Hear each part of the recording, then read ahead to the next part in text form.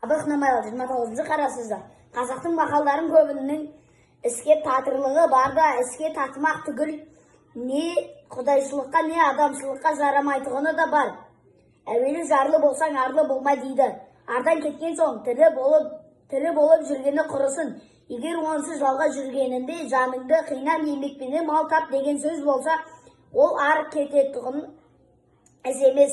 Тыныш жатып көзін сату біреуден тілінбей жаның қарманып, адал еңбекпен мал іздемек. Ол арлы адамның ісі. Қалауын тапса, қар жинады, сұрауын тапса, адам баласын бермесі жоқ деген ең барып тұрған Құдай ұрған сөз осы.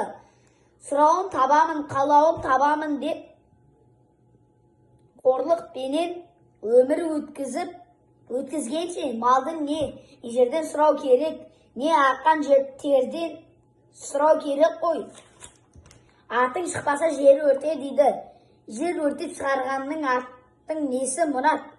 100 атам болғанша бір күн бура бол дейді. Тәңірге жазып мінбей түспей арып шөмеңдеп диваналықпен бір күн болған буралық неге жарайды? Алтын көрсе періште жолдан таяды дейді. Періштеден садаға кеткір-ай. Періште алтынды не қылсын, өзінің көрсе қызар.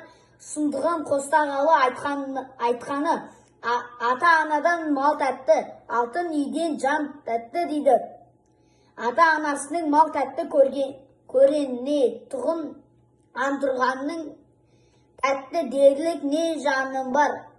Ата-анасын малға сатпақ ең арсыздың қылғы емес пе? Ата-ана шамасы келсе михнаттанып мал жиса да, дүниелік жиса да артында балаларына қалсын дейді. Ол ата-анасын сатқан соң Құдайға дұшпандық іс емес пе? Осындай білместікпенен айтылған сөздер бек сақ болу керек.